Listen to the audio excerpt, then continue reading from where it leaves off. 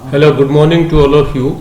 This is Dr. Karamveer, Assistant Professor of History, SK Government College कमाली इन Rewari district. साथियों, आज हम मेसोपोटामिया की सभ्यता के बारे में पढ़ेंगे। मेसोपोटामिया की सभ्यता जो कि एक कांस्ययुगीन सभ्यता है और ये सभ्यता लगभग उसी दौर में पनपी जिस दौर में पूरे विश्व में 3 महान सभ्यताओं का जन्म हुआ था। एक सभ्यता मेसोपोटामिया, दूसरी भारतीय क्षेत्र में हड़प्पा सभ्यता और तीसरी अफ्रीका महाद्वीप में मिस्र की सभ्यता। तो इन तीनों सभ्यताओं को कांस्ययुगीन सभ्यताओं में गिना जाता है क्योंकि इस दौरान मनुष्य ने सबसे ज़्यादा कांस्य धातु का प्रयोग किया जो कि तांबा और जस्ते को मिलाकर बनाई जाती थी।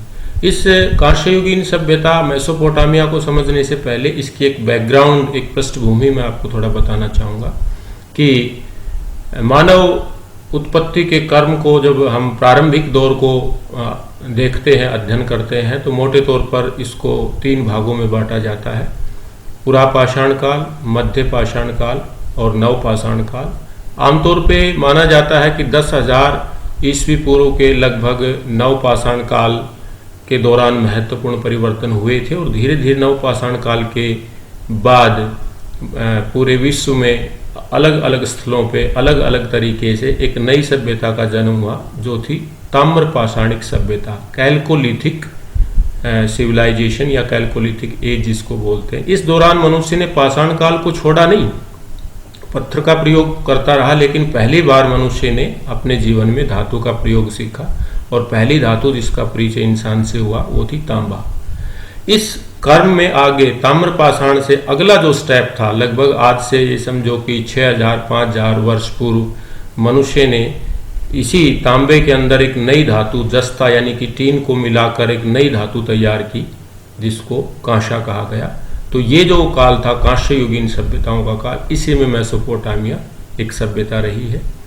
जहाँ तक मेसोपोटामिया सभ्यता की ज्योग्राफिकल लोकेशंस की बात है, जैसा कि आप मानचित्र में देख रहे हैं कि जो मेसोपोटामिया जो शब्द है ये 2 शब्दों से बना है। मैशो जिसका मतलब होता है मध्य, बीच में, और पेटामस या पोटामिया जिस शब्द से बना है इसका मतलब है जल या नदियों के संदर्भ में है। ये तो मोटे तौर पर मेसोपोटामिया का अर्थ हुआ कि 2 नदियों के या नदियों के जल के बीच का क्षेत्र। जहाँ तक इसकी वर्तमान भौगोलिक स्थिति की बात है तो मेसोपोटामिया की सभ्यता जैसा कि आप देख रहे हैं कि वर्तमान इराक क्षेत्र में, मोटे तौर पर पश्चिमी एशिया के इराक देश जो फिलहाल है उसमें 2 बड़ी नदियां जो आज भी बहती हैं, दजला और फुरात। दजला जिसको इंग्लिश में टिग्रिस कहा गया है और फुरात को यूफ्रेटस।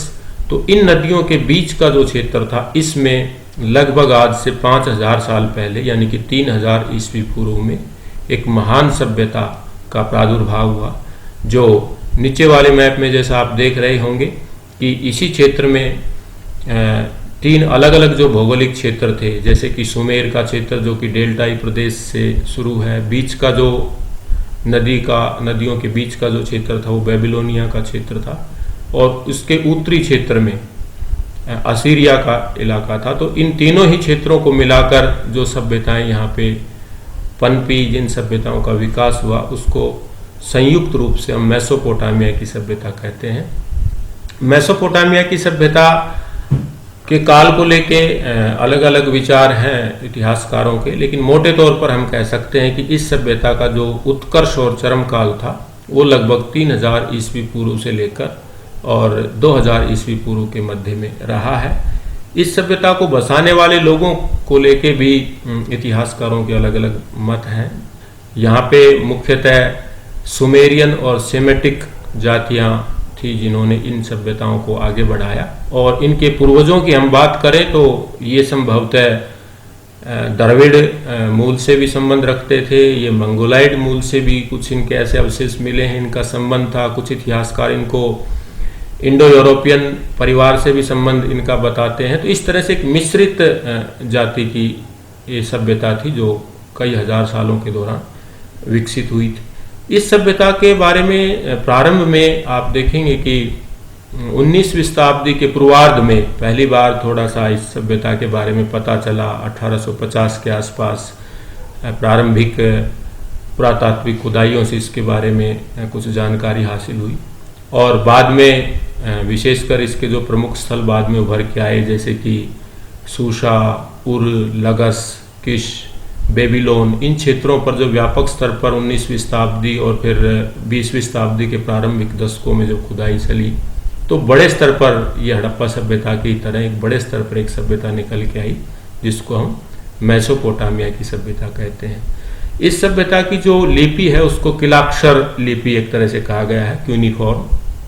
और इस लिपि में इन्होंने बड़े स्तर पर साहित्य लिखा, वो अभिलेख के रूप में या धातु पत्रों के रूप में या मंदिरों की दीवारों पे, महलों की दीवारों पे, मूर्तियों के संकेतों के रूप में, मुद्राओं के ऊपर। तो उसको जब व्यापक स्तर पे उसका उत्खनन हुआ और हेनरी रोलिंसन नाम के विद्वान ने जब उसको डिसाइफर किया, पढ़ा, तो इस सभ्यता के ऊपर बड़े व्यापक स्तर पे प्रकाश पड़ा। इसकी राजनीति, इसका सामाजिक जीवन, इसका धार्मिक जीवन, इनका सांस्कृतिक जीवन, इसके बारे में विस्तार से वहाँ पे हमें फिर पता चला। तो इस सभ्यता को हम विस्तार से जब देखेंगे तो इसके 4-5 पहलुओं पे अब हम प्रकाश डालेंगे। एक महत्वपूर्ण बात ये कि जब भी आप मेसोपोटामिया की सभ्यता को पढ़ें तो इसको हड़प्पा सभ्यता के पैरेलल एक बार रख के देखें, क्योंकि इसमें ये दोनों ही सभ्यताएं, बल्कि मिस्र की सभ्यता जिसको आगे हम पढ़ेंगे, इन तीनों ही सभ्यताओं का जो लगभग काल है, इनकी मोटी मोटी विशेषताएं हैं, कुछ स्थानीय भिन्नताओं के बावजूद इनमें काफी समानताएं भी हैं। तो चूंकि हड़प्पा सभ्यता हम स्कूलिंग के टाइम से पढ़ते आ रहे हैं, तो इसको मुश्किल ना समझे। मेसोपोटामिया की जब सभ्यता पढ़ेंगे तो उनके हर पहलू को हम हड़प्पा सभ्यता से भी जोड़ के देखेंगे, जिससे कि आपको अच्छे से पता चल सके। जैसे कि सबसे पहले हम अगर बात करें मेसोपोटामिया की सभ्यता के लोगों का राजनीतिक जीवन, तो राजनीतिक जीवन में जैसे आप देखेंगे कि 3200 ईस्वी पूर्व के आसपास ऐसा लगता है कि मेसोपोटामिया के क्षेत्र में प्रारंभिक नगर राज्य थे, जैसे कि यूनान की सभ्यता में थे प्रारंभ में। और ये नगर राज्य जैसे प्रारंभिक गणतंत्र जैसे भी दिखते हैं। जैसे यहाँ उत्खनन से प्राप्त स्रोतों से पता चलता है कि कुछ ऐसी संस्थाएं थी जो उस नगर के या आसपास के लोगों का प्रतिनिधित्व करती थी। वो आम सभा या समिति जैसी थी, जिसका जिक्र ऋग्वैदिक काल में मिलता है, जो कि प्रजातांत्रिक संस्थाएं थी। लेकिन जल्दी ही इस तरह की लोकतांत्रिक संस्थाओं का पतन हो गया संभवतः, और 3000 ईस्वी पूर्व के आसपास आप देखेंगे कि सुमेर की सभ्यता में या मेसोपोटामिया की सभ्यता में एक राजतंत्र जैसी चीज शुरू हो चुकी थी। राजतंत्र का मतलब राजाओं का तंत्र। इसमें दो विशेषताओं पे आप ध्यान दीजिए कि जैसे ही राजतंत्र शुरू हुआ तो राजतंत्र में दो चीजें होती, एक तो निरंकुश होता है, क्योंकि इसकी शक्तियों पे कोई अंकुश नहीं होता। अब जनतांत्रिक संस्थाएं लगभग खत्म हो रही थी, यहाँ आगे जिक्र मिलना उनका बंद हो गया, तो ये निरंकुश थे। दूसरा, धीरे धीरे ये राजतंत्र किस में बदल गए, ये राजतंत्र वंशानुगत हो गए कि आमतौर पे एक राजा की मृत्यु के बाद उसका उत्तराधिकारी उसी का ही परिवार का, उसका बेटा या उसी के परिवार का कोई सदस्य होता था। तो ये दो मुख्य कंसेप्ट सब राजतंत्र में उभर के आए, एक तो निरंकुशता और दूसरा इसका वंशानुगत होना। अब चूंकि राजतंत्र ये स्थापित होता जा रहा था, तो राजतंत्र की एक मुख्य विशेषता मेसोपोटामियन सिविलाइजेशन में थी कि प्रारंभिक राजतंत्र ने अपने को धर्म से जोड़ा, दैवीय उत्पत्ति से जोड़ा। ये कहीं न कहीं और दूसरी सभ्यताओं में भी हमें दिखाई देता है कि राजा ने अपने को ऐसे सिद्ध किया कि I am the representative of the God. जो वहाँ के जो स्थानीय देवता थे उनको अपने साथ जोड़ के देखा ताकि जनता में उसकी एक महत्ता स्थापित हो।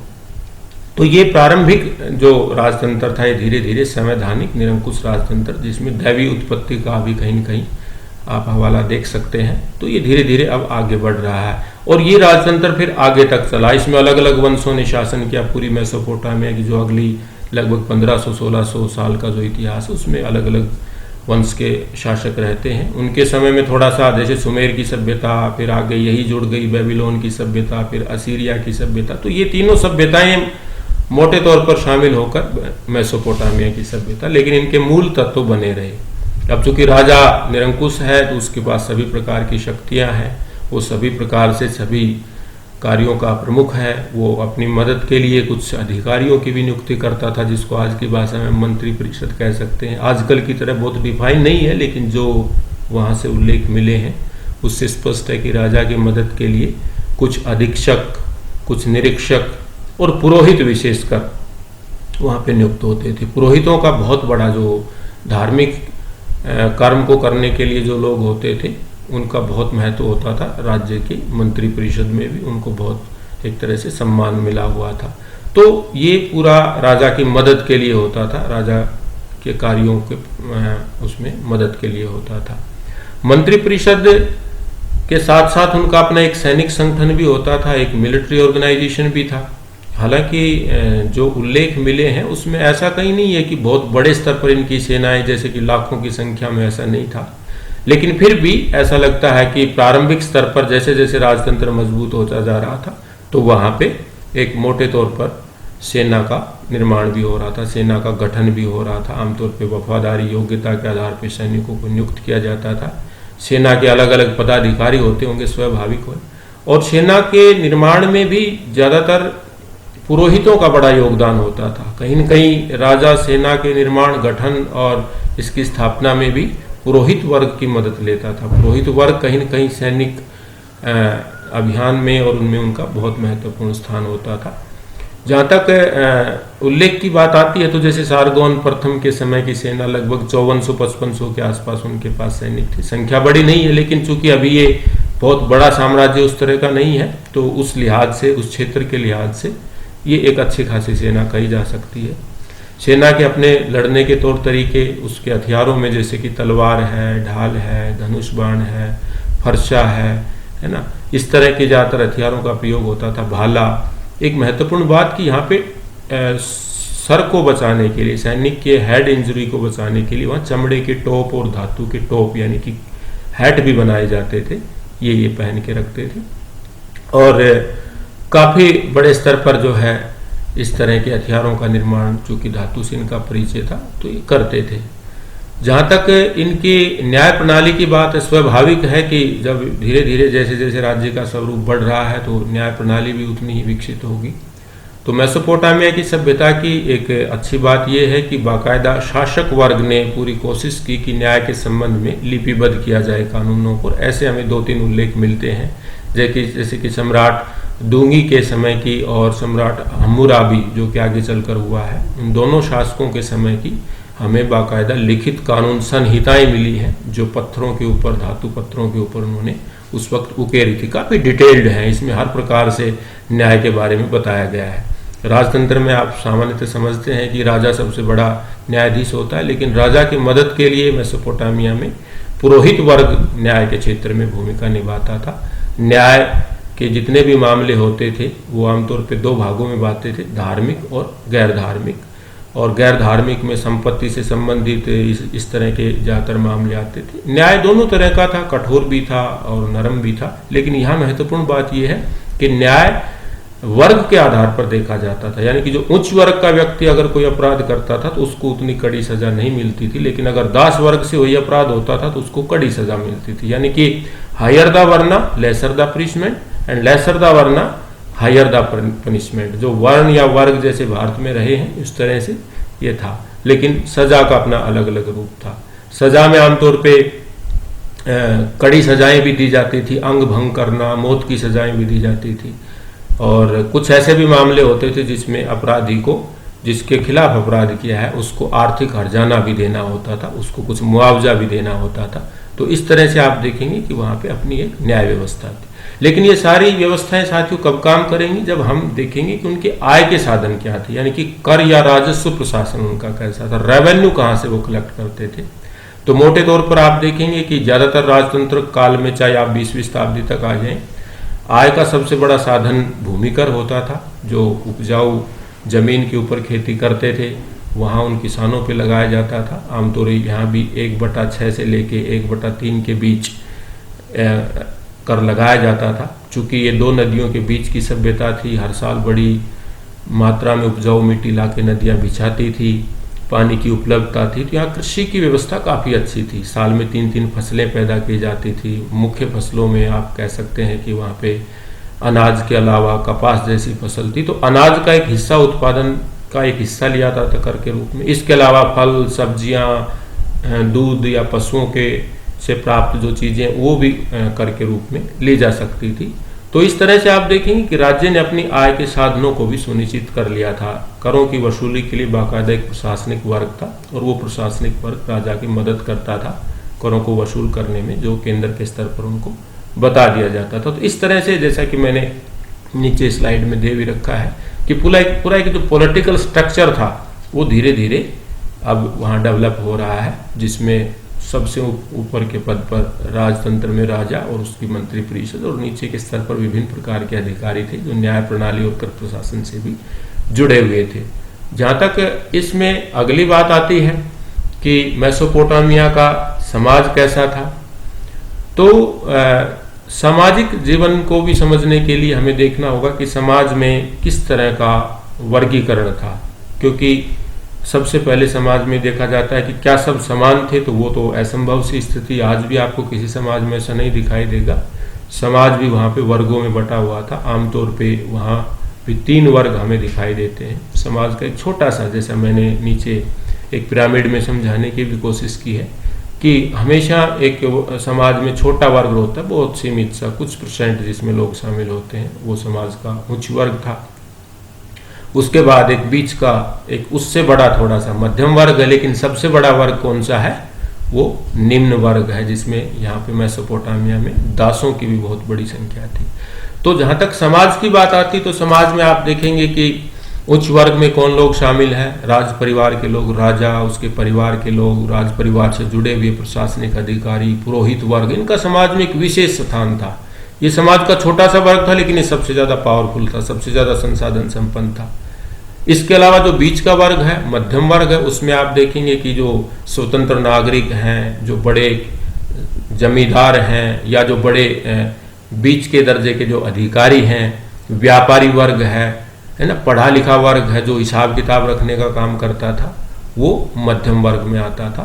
लेकिन सबसे बड़ा जो मेसोपोटामियन सोसाइटी का वर्ग था संख्या के आधार पर, वो था दास वर्ग या निम्न वर्ग। इसमें कौन आएंगे, इसमें वो लोग हैं, वो किसान हैं जिनके पास या तो बहुत कम जमीनें थी या जमीनें थी ही नहीं, अर्धभूदास जैसी स्थिति के थे। दास वर्ग इसमें सबसे बड़ा है। इसमें कारीगर हैं, इसमें मजदूर हैं, इसमें और दूसरे जो हस्तशिल्पी हैं जो अपना मजदूरी करके काम चलाते थे, अपना उत्पादन छोटा मोटा करके काम चलाते थे, वो सारे इस सामाजिक वर्गीकरण में सबसे नीचे के स्थान पर थे। और ये सबसे ज्यादा संभवतः शोषित भी रहे होंगे, क्योंकि यही उत्पादन का सारा कार्य करते थे और फिर ऊपर के स्तर पे जो लोग थे वो इनसे कर लेते थे।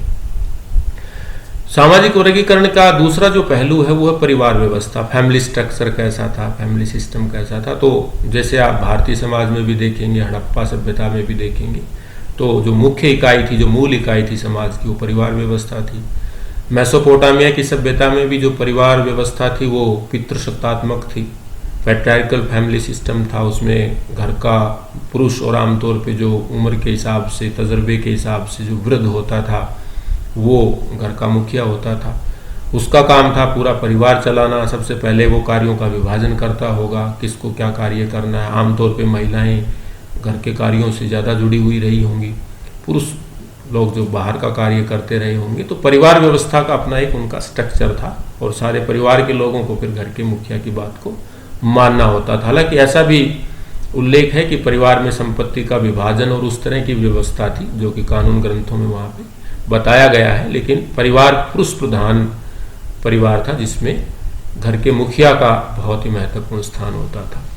किसी भी समाज को जब हम डिस्कस करते हैं तो उसमें ये देखा जाता है कि वहाँ की महिलाओं की स्थिति क्या है, पोजीशन ऑफ द वीमेन को जरूर हम देख सकते हैं। तो मेसोपोटामिया की सभ्यता में आप देखेंगे कि कुल मिला के जो अब तक विवरण मिले हैं, जिस तरह का वहाँ से स्रोत मिले हैं, कि महिलाओं की स्थिति ठीक ठाक थी। बहुत अच्छी हम नहीं कहेंगे, लेकिन ठीक ठाक थी। ठीक ठाक हम किस आधार पे कह सकते हैं कि एक तो ऐसा उल्लेख मिलता है कि महिलाओं को संपत्ति में अधिकार था, जो कि एक बहुत बड़ी चीज थी विशेषकर उस काल की, कि अपने पैतृक संपत्ति में से और पति की संपत्ति में से भी उसको अधिकार था, जिसको वो किसी और को दे भी सकती थी। बड़ी महत्वपूर्ण बात थी। दूसरा जो उल्लेख मिलता है वो ये है कि पति की मृत्यु के बाद महिला दूसरा विवाह भी कर सकती थी। ये उनकी एक सोशल डायमेंशन को शो करता है, कहीं न कहीं गतिशीलता को शो करता है। तो महिलाओं की स्थिति ठीक ठाक थी। कुछ समाज का जो उच्च वर्ग था, ऐसा लगता है महिला वहाँ पढ़ी लिखी भी थी, जो सामान्य जो पढ़ाई होती थी उस वक्त की, ऐसा लगता है कि निम्न वर्ग की नहीं लेकिन उच्च वर्ग की महिलाएं पढ़ी लिखी होती थी, ऐसा भी कुछ संकेत हमें वहाँ पे मिलता है। तो ये कुछ इस तरह का जो है कि जैसे दहेज की प्रथा थी जो सिद्ध करती है कि महिलाओं की स्थिति को हम बहुत ठीक भी नहीं कह सकते, लेकिन उसका एक दूसरा पहलू ये था कि दहेज में जो संपत्ति प्राप्त होती थी वो संपत्ति केवल उस महिला की समझी जाती थी, अपने हिसाब से अगर वो किसी को देना चाहे तो वो दे सकती थी। कुछ ऐसे पहलू हैं जो महिलाओं की स्थिति को ठीक वहाँ पे सिद्ध करते हैं। बाकी हम ये नहीं कह सकते कि बहुत अच्छी स्थिति थी। आमतौर पे वर्ग के आधार पर देखे जाएं तो सबसे जो निम्न वर्ग था उसकी महिलाओं को तो इस तरह की सुविधाएं शायद नहीं होंगी, तो महिलाओं की स्थिति को हम वहाँ पे ठीक ठाक कह सकते हैं। जहाँ तक रहन सहन, पहनावा, खान पान की बात आती जो कि समाज का एक अभिन्न हिस्सा होता है, तो इसमें आप देखेंगे कि रहन सहन भी वर्ग के, खान पान और पहनावा सब वर्ग और व्यक्ति की आर्थिक स्थिति के आधार पर तय होते हैं। आज भी उस वक्त भी थे। जो समाज का उच्च वर्ग था उसका खान पान बहुत अच्छे स्तर का था, वो अच्छे कपड़े पहनते थे, बहुमूल्य आभूषण धारण करते थे, उनके घर का फर्नीचर बहुत अच्छा होता था, वो बड़े घरों में रहते थे। जैसे राजा का तो बहुत विशाल बड़े महल होते थे जो आज भी किसी न किसी रूप में वहाँ उपलब्ध हैं। जहाँ तक निम्न वर्ग की बात है उनके घर बहुत छोटे होते रहे होंगे, उनका पहनावा सादा रहा होगा, लेकिन समाज के सभी वर्गों में अच्छे से कपड़े पहनने का रिवाज था, विशेषकर आभूषण पहनने का। जैसा कि अगला पॉइंट भी है उसमें हर वर्ग वहाँ पे दिखता है कि वो आभूषण पहनना और ये सब चीज़ें रखता था। भोजन में सब तरह का भोजन है, लोग मांसाहारी भी हैं, शाकाहारी भी हैं। मांस में ज़्यादातर मछली, चूँकि नदियों के बीच की ये सभ्यता है तो मछली का प्रयोग किया जाता था। मछली के अलावा पशुओं से जो प्राप्त उनको मांस होता था उसका भी प्रयोग करते थे। ज़्यादातर लोग जो कि शाकाहारी में जो प्रयोग करते थे उसमें अनाज हैं, गेहूँ, जौ, चावल, दालें, फल, सब्जियां, ये सारे उनके भोजन का हिस्सा हैं। तो उनका भोजन उनके स्तर के हिसाब से था। जो उच्च वर्ग था वो बहुत ही बढ़िया उनका रहन सहन था। सामान्य वर्ग उससे, चूँकि उसकी अपनी आर्थिक स्थिति थी, उसके हिसाब से उन्होंने अपना व्यवस्था कर रखी थी। खुदाई में प्राप्त विभिन्न प्रकार के आभूषण और जो श्रृंगार से संबंधित, ये लोग सजने संवरने के बहुत शौकीन थे। हम ये कैसे कह सकते हैं, क्योंकि जहाँ उनसे मूर्तियाँ मिली हैं, उनके साहित्यिक उल्लेख मिले हैं, और विशेषकर जो कब्रों की खुदाई हुई है और जो घरों की खुदाई हुई है वहाँ से विविध प्रकार के आभूषण और श्रृंगार प्रसाधन मिले हैं। आभूषणों में वही वर्ग के आधार पर है, जैसे उच्च वर्ग, मध्यम वर्ग के जो सक्षम लोग थे, आर्थिक रूप से समृद्ध लोग थे, वो धातु के, बहुमूल्य धातुओं के आभूषण पहनते थे, सोने के, चांदी के, है ना। उसमें बहुमूल्य पत्थरों का प्रयोग भी होता था जो विदेशों से आयात करते थे। सामान्य वर्ग था, उसके आभूषणों में इतने बहुमूल्य चीज़ें नहीं होती थी, लेकिन वो भी जैसे चांदी के आभूषण पहनते थे या कांसे के आभूषण भी बहुत से वहाँ प्रचलित थे। और श्रृंगार को लेके बहुत ये जागरूक थे, श्रृंगार प्रसाधनों का बहुत प्रयोग करते थे, विशेषकर महिलाएं। तो वहाँ पे जो उत्खनन हुए हैं उनसे, जो घरों से जो सामान मिला है, उससे लगता है कि जिस तरह से आज जो भी श्रृंगार प्रसाधन जिस भी रूप में है, चाहे वो बालों को सजाने के लिए हो, चेहरे को सजाने के लिए हो, वो सभी प्रकार के संसाधन ये प्रयोग करते थे श्रृंगार के।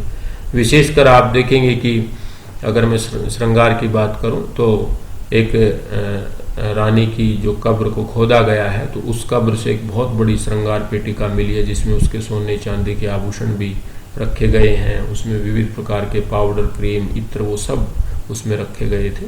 तो श्रृंगार प्रिय लोग थे। पुरुष लोग भी सजने संवरने के शौकीन थे, विशेषकर पुरुष अपने बालों को केश विन्यास करके रखते थे, कम रखते थे, बाल संभवतः ऐसा है बहुत छोटे रखते थे, सिर के बाल या वो कटा के रखते थे, लेकिन दाढ़ी मूछों को बहुत अच्छे से व्यवस्थित रखते थे। और आभूषण पहनने के पुरुष लोग भी शौकीन थे, विशेषकर गले में, हाथों में इस तरह के आभूषण पुरुषों के द्वारा भी प्रयोग किए जाते थे। तो यहाँ देखेंगे कि श्रृंगार साधनों में भी विविधता है।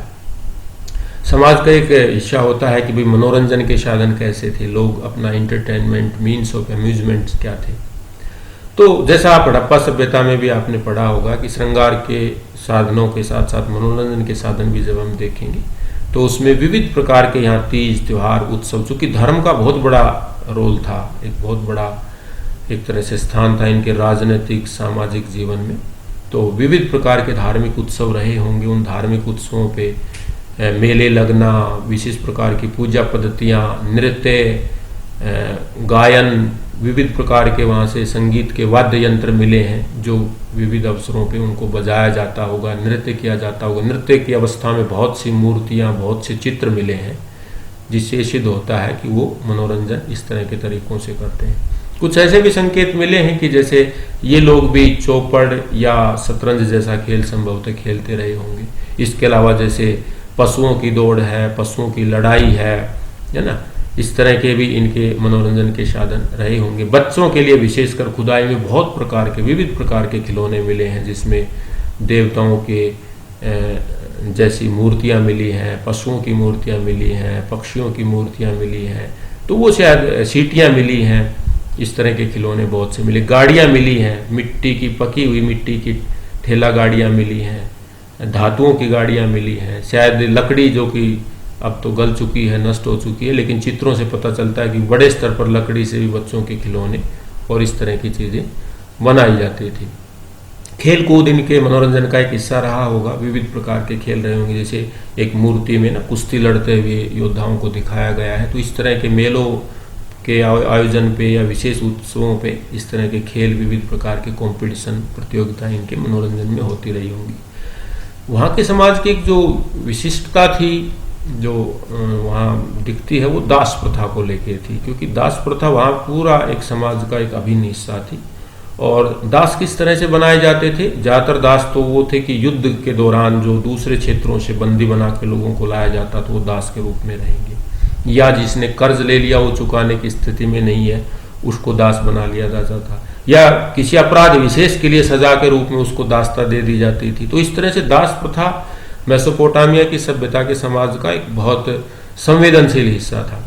दासों की बाकायदा खरीद फरोख्त होती थी, दासों को बेचा और खरीदा जाता था। कई जगह उल्लेख मिलता है कि जैसे दास की भी बाकायदा कीमत थी, जैसे वहाँ जो मुद्रा का था शेकिल करके, तो दास आमतौर पे 20 शेकिल तक के दाम में मिल जाते थे। ये बहुत महंगा नहीं था, यानी कि एक कहीं न कहीं एक पशु से भी कम कीमत दास की वहाँ पे रखी गई थी। तो दासों की स्थिति काफ़ी दयनीय थी, ये कहा जाए तो बेहतर रहेगा कि दासता से मुक्त बहुत मुश्किल से होते थे, वो भाग नहीं सकते थे, छोड़ नहीं सकते थे। आमतौर पे दासों की जो अगली संतान थी वो भी दासता में ही जीवन गुजारती थी। हाँ, आर्थिक दासता अगर किसी की है तो वो कर चुकाने के बाद दासता से मुक्त हो सकता था, राजा किसी को दासता से मुक्त कर सकता था, अदरवाइज तो दासों की स्थिति बहुत ही दयनीय थी। उनका खाना पीना पहनना वो सब बहुत ही सामान्य स्तर का था, बड़ी मुश्किल से उनका जीवन यापन होता था और काफ़ी उनके जीवन में परेशानियां उनको भुगतनी पड़ती थी। तो इस तरह से आप देखेंगे कि मेसोपोटामिया का जो समाज है उसमें विविध प्रकार के आयाम हमें दिखाई देते हैं। मेसोपोटामिया की सभ्यता के लोगों का आर्थिक जीवन। साथियों, जब भी किसी सभ्यता, किसी समाज, चाहे आज के संदर्भ में हो चाहे प्राचीन संदर्भ में हो, हम किसी समाज के आर्थिक जीवन को डिस्कस करते हैं तो 4-5 बातों के आसपास हमें देखना पड़ता है कि सबसे पहले उन लोगों का मुख्य व्यवसाय क्या था। तो जैसा आपने हड़प्पा सभ्यता को भी पढ़ा है कि मेसोपोटामिया की सभ्यता के लोगों का भी जो मुख्य व्यवसाय था वो कृषि था। कृषि उनका मुख्य व्यवसाय था, स्वाभाविक था, नदियों के बीच है, पानी की प्रचुरता है, उपजाऊ मिट्टी की प्रचुरता है, मैदान है। उन्होंने दलदलों को सुखा के कृषि करना सीख लिया है। इसके साथ साथ उन्होंने बांध बनाना, झीलों के द्वारा, नहरों के द्वारा खेतों तक सिंचाई के द्वारा पानी पहुंचाने की व्यवस्था सीख ली है। तो कृषि उनका मुख्य व्यवसाय था। जनसंख्या का एक बड़ा हिस्सा कृषि पे निर्भर था। कृषि में विविध प्रकार की फसल पैदा करते थे, साल में 3-3 फसल पैदा करते थे। हमारे भारत की तरह वो भी रबी और खरीफ जैसी फसलें थी, विशेषकर जैसे कि अनाज में गेहूँ, जौ, दालें, तिलहन, दलहन, ये सब वो उगाते थे। इसके अलावा जैसे कपास की खेती बड़े स्तर पर होती थी, जैतून और खजूर की खेती जो कि उस भौगोलिक परिवेश में स्वाभाविक रूप से हो सकता है, वहाँ इस तरह की खेती होती थी। तो बड़े स्तर पर खेती वो करते थे। पानी की उपलब्धता की वजह से अच्छा उनका सिस्टम था और एक राज्य को भी आय के रूप में खेती से बड़ी आय होती थी। तो राज्य भी कहीं न कहीं कृषि व्यवस्था में पूरी मदद करता था किसानों की मदद के लिए। जैसे कई शासकों के बारे में पता चलता है जिन्होंने नहरों का मरम्मत कराया, नहरों का निर्माण कराया, बांधों का निर्माण कराया। तो एग्रीकल्चर उनके जीवन का एक बहुत बड़ा हिस्सा, आर्थिक जीवन का। बाकायदा निपुर नामक स्थान पे कृषि पंचांग भी मिला है, शायद विश्व का very first calendar related to the agriculture system हम कह सकते हैं, जिसमें पूरा विस्तार से जिक्र किया गया है कि किस फसल को किस ऋतु में किस तरह से बोना चाहिए, कब वो कटेगी, कितना पानी की जरूरत है, वो सब। इवन प्रसिद्ध इतिहासकार हेरोडोटस ने भी अपने विवरणों में यहाँ की कृषि व्यवस्था की काफी प्रशंसा की है। और साथियों, जहाँ कृषि होगी वहाँ पे पशुपालन अनिवार्य रूप से आपको दिखाई देगा। तो यहाँ पशुपालन भी है, वो चूंकि कृषि की जरूरत भी होती है। तो पशुओं में मुख्यतः कौन से पशु हैं? दुधारू पशु भी हैं और कृषि में प्रयोग किए जाने वाले या बोझा ढोने वाले पशु भी हैं। जैसे कि ये गाय को भी पालते थे, भेड़, बकरी, सूअर, मछली, ये इनके पशुपालन का मुख्य हिस्सा थे। इसके अलावा ये बैल काफी महत्वपूर्ण पशु था इस दौरान का। गधे और खच्चर जैसे पशु से भी ये परिचित थे। गधों तो विशेषकर इस मेसोपोटामिया की सभ्यता में गधों से बहुत काम हुआ, विशेषकर इनके रथों को खींचने का जो काम करते थे। 4 पहियों की बड़ी बड़ी जो गाड़ियां होती थी वो गधों के द्वारा, खच्चरों के द्वारा होती थी। घोड़े से ये लोग संभवतः परिचित नहीं थे, जैसे हड़प्पा सभ्यता में भी था कि वो घोड़ों से लगभग परिचित नहीं थे। तो यहाँ भी ऐसा लगता है, जो जिस तरह के संकेत मिलते हैं कि ये घोड़े जैसे जीव से परिचित नहीं थे। तो इस तरह से आप देखेंगे कि ये पशु पालन जो था वो उनके आर्थिक जीवन का अहम हिस्सा था। एक तो इनसे इनको भोजन मिलता था, इसके अलावा ये कर के रूप में भी पशुओं को दे सकते थे राजा को। तीसरा, पशुओं से इनको खेती में भी मदद मिलती थी। तो इस तरीके से कृषि के साथ पशुपालन। तीसरा, जहां ये दोनों चीजें होंगी तो इन दोनों चीजों की जरूरत को पूरा करने के लिए एक हस्तशिल्प उद्योग भी होगा और बड़े स्तर पे भी उद्योग होंगे। तो यहाँ का जब हस्तशिल्प की बात आती है तो बढ़ई का काम है, लोहकार है, स्वर्णकार है, चर्मकार है ना, मिट्टी के बर्तन बनाने का काम करने वाले कुंभकार वर्ग है। वो सब तरह के वर्ग, उनके अपने नाम थे अपनी भाषा में, लेकिन जैसे आप भारत में देखते हैं, हड़प्पा सभ्यता में देखते हैं, किसी भी सभ्यता में देखते हैं, तो यहाँ भी बाकायदा एक हस्तशिल्प वर्ग है। और बड़े उद्योगों में जैसे कि इस धातु उद्योग है, आभूषण एक बहुत बड़ा उद्योग रहा होगा, हथियार और बर्तन बनाना एक बहुत बड़ा उद्योग है। अपने आप में देखिए कि वो मिश्रित धातु बनाना जानते थे। तांबे के अंदर जस्ता मिलाकर उन्होंने कांसा बनाया। यही अपने आप में एक बहुत बड़ा संकेत है कि खान से धातु को अशुद्ध रूप में निकालकर उसको शुद्ध करना, उससे विविध प्रकार के बर्तन, औजार, हथियार, आभूषण बनाना एक बहुत बड़ा स्तर पे वो उद्योग था। लकड़ी उद्योग अपने आप में बहुत बड़ा उद्योग है। इसके अलावा आप देखेंगे कि जो आम जरूरत की चीजें हैं वो सब वहां पे बन रही हैं। जब ये उद्योग और हस्तशिल्प का जो अतिरिक्त उत्पादन होता था, अपनी जरूरत से ज्यादा जब वो पैदा करते थे, तो वो फिर क्या करेंगे? उसका व्यापार करेंगे। तो जैसा कि मैंने नीचे मैप भी अटैच किया है स्लाइड में, तो आप देखेंगे कि हड़प्पा सभ्यता की भौगोलिक लोकेशन ऐसी थी कि एक तरफ वो पूर्व में जहाँ हड़प्पा सभ्यता से जुड़ा हुआ था मेसोपोटामिया की सभ्यता, वो पश्चिम में आप देखेंगे कि ये मिस्र से जुड़े हुए थे, उत्तर की तरफ ये आप यूरोप से संपर्क में थे, दूसरी तरफ ये समुद्र के किनारे से भी जुड़े हुए थे और नदियों के बीच थे। तो जल यातायात, स्थल मार्ग से, दोनों मार्गों से बहुत अच्छा व्यापार इनका था। व्यापार से काफी आय होती थी, राज्य को कर के रूप में एक हिस्सा मिलता था, लोगों को जरूरत की चीजें मिल जाती थी, जो अतिरिक्त थी उनको बेचकर, उनको एक तरह से निर्यात करके या दूसरे लोगों को दूसरे स्थानों पर पहुंचाकर ये अपना एक तरह से आय बढ़ाते थे। तो व्यापार वाणिज्य का बहुत अच्छा स्तर। जैसे भारत से बात करें तो ये मसाले मंगवाते थे, भारत से विविध प्रकार के रंग मंगवाते थे। इसी प्रकार इनका जो व्यापारिक संपर्क था वो तुर्की के साथ है, मिस्र के साथ है, जो फारस के आसपास के जो इलाके थे उनके साथ है। उनसे विविध प्रकार के अलग अलग चीजें जो यहाँ नहीं होती थी वो मंगवाते थे। अपने यहाँ से जो चीजें ये बाहर भेजते थे उसमें सबसे ज्यादा जैसे अनाज है, कपास है, इसके अलावा ऐसी चीजें जो विविध प्रकार की कलाकृतियां हैं ये बाहर भी भेजते थे। इसके साथ साथ ही महत्वपूर्ण बात है कि इन्होंने अपने व्यापार से संबंधित ना बाकायदा एक वर्ग होता था, क्लरिकल वर्ग टाइप का एक वर्ग होता था। वो पूरा हिसाब किताब लिखना, व्यापारियों की मदद करना, पूरा लेखा जोखा बही खाता जैसे होता था, ऐसे उल्लेख मिलते हैं। चूंकि ये मुद्रा जैसी चीज से परिचित थे तो इन्होंने अपनी एक मुद्रा बना ली थी, जैसे शेकल, सोने चांदी के सिक्के। वस्तु विनिमय प्रणाली तो ज्यादातर प्रचलित थी, लेकिन वो स्थानीय व्यापार के लिए संभवतः ज्यादा होगी। व्यापार वाणिज्य का एक पुख्ता सबूत ये है कि भारत के हड़प्पा सभ्यता के लोथल नामक स्थल से इस सभ्यता की जो बेलनाकार आकार की मोहरें हैं और इस सभ्यता से संबंधित कुछ ऐसी वस्तुएं मिली हैं जो संकेत मिलता है कि मेसोपोटामिया के लोगों का हड़प्पा के लोगों से संपर्क था। इसी तरह हड़प्पा सभ्यता से संबंधित बहुत सी चीजें यहाँ के जो मेसोपोटामिया के स्थल हैं, जैसे उर, लगस, बेबीलोन, है ना, इन स्थानों से वो मिली हैं। तो ये कहीं न कहीं आपसी संपर्क का भी एक तरह से संकेत है। तो व्यापार दोनों तरह का है, अंतर्राज्यीय भी है, आपस में भी व्यापार था। असीरिया, बेबीलोन, सुमेर क्षेत्र के लोग आपस में भी व्यापार करते थे, और अंतर्राष्ट्रीय व्यापार भी था, जिसमें ये मिस्र, यूरोप के देशों से, तुर्की क्षेत्र से, फारस और भारत जैसे देशों से भी ये लोग जुड़े हुए थे। तो इस तरह से आप देखेंगे कि व्यापार का भी एक बहुत बड़ा रोल था उनके आर्थिक जीवन में। जहां तक मेसोपोटामिया के लोगों के धार्मिक जीवन की बात आती है, तो वहां पे हम देखते हैं कि वहां बहुदेववाद कहीं न कहीं प्रचलित था, जिसको पॉलिथीज्म कह सकते हैं, यानी कि worship of various God and goddesses. ये स्वाभाविक रूप से लगभग इस काल की हर सभ्यता में आप देख सकते हैं कि विविध प्रकार के देवी देवताओं को मानते थे। और देवताओं में, जैसा मैंने दूसरा हेडिंग बनाया, कि प्रकृति की भी पूजा करते थे। प्रकृति की पूजा में कैसे, जैसे सूर्य देव को शमश के रूप में पूजते थे, चंद्रमा को सिन कहते थे, आकाश को अनुदेव के रूप में पूजते थे, पृथ्वी को की नाम की देवी के रूप में पूजते थे, वायु जैसी देवता को एनलिन, ये सभी प्रकार के देवता जैसे अपनी वैदिक सभ्यता में भी, भारत की वैदिक सभ्यता में भी प्रचलित रहे हैं। तो यहाँ पे प्रकृति की पूजा भी होती थी। इसके अलावा नदियों की पूजा करते थे, कुछ विशेष प्रकार के पशुओं के, जैसे भेड़ा जो होता था उसकी वो पूजा करते थे। बैल भी उनके लिए बड़ा महत्वपूर्ण था, क्योंकि वो आर्थिक जीवन में भी मदद करता था। तो पशुओं की भी, कुछ विशेष प्रकार के वृक्षों की पूजा भी ये करते थे। तो बहुदेववाद भी है और प्रकृति की पूजा भी है। सबसे महत्वपूर्ण बात इस समाज की है वो कि पुजारी वर्ग जो है और जो पूजा स्थल है, जिसको हम मंदिर कहते हैं, वो जिगुरात कह रहे हैं, उसका बड़ा महत्व है इनके धार्मिक जीवन में। वो मैंने राजनीतिक जीवन में भी उसका दखल बताया था कि बड़े बड़े जिगुरात आमतौर पे ऊंचे टीलों पे स्थापित करते थे, कई कई मंजिले होते थे। कुछ जिगुरात तो जो 7-7 मंजिल ऊंचे होते थे, उसमें सभी प्रकार के देवी देवताओं को स्थापित करते थे।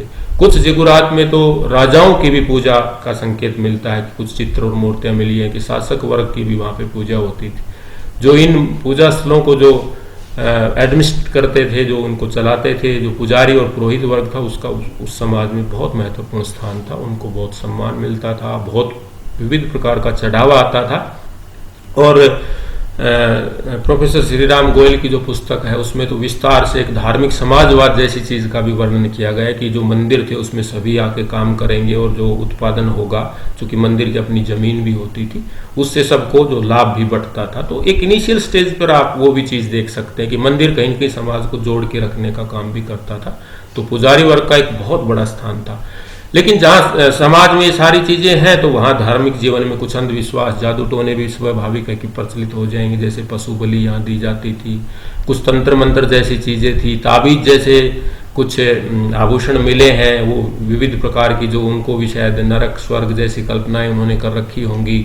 अदृश्य कुछ बुरी शक्तियों को दूर करने के लिए वो भी इस तरह के झाड़ फूक कर्मकांड करते रहे होंगे। ऐसा उनकी कब्रों की खुदाई से भी मिला है और उनके घरों की खुदाई से भी वहाँ पे मूर्तियों और चित्रों से भी प्रकट होता है कि अनेक प्रकार के अंधविश्वास वहाँ प्रचलित थे। जहाँ तक मृतक संस्कारों की बात है, तो ये पूरा एक उनका एक बहुत ही व्यवस्थित कार्यक्रम होता था। विशेषकर जो उच्च वर्ग के लोग होते थे, उनको बड़ी चौकोर कब्रों में दफनाया जाता था, ऊपर ऊँटों की एक समाधि बनाई जाती थी। और चूंकि उन लोगों का इस तरह का विश्वास था कि मृत्यु के बाद भी जीवन है या पुनर्जन्म है, परलोक जैसी चीज, तो वो मिस्र की सभ्यता और हड़प्पा सभ्यता की तरह मृतकों के साथ, यानी कि कब्रों में विशेषकर उच्च वर्ग के लोग बहुत से विविध प्रकार की चीजें भी साथ साथ वो दफनाते थे। जैसे कि उर नामक स्थान से रानी जो शुबादू की जो कब्र मिली है, उसमें बहुत से लोग भी दफनाए गए हैं। वो संभवतः दास वर्ग रहा होगा, उसका सेवक वर्ग, जो ऐसा सोच के उनके साथ दफना दिया कि मृत्यु के बाद भी रानी को इस तरह की जरूरत है। वहां पे उसके श्रृंगार से संबंधित बहुत से प्रसाधन और बहुत से सोने चांदी के आभूषण मिले हैं। तो सामाजिक जीवन में आप देखेंगे कि जिगुरात का धार्मिक जीवन में वो एक विशेष महत्व रहा है।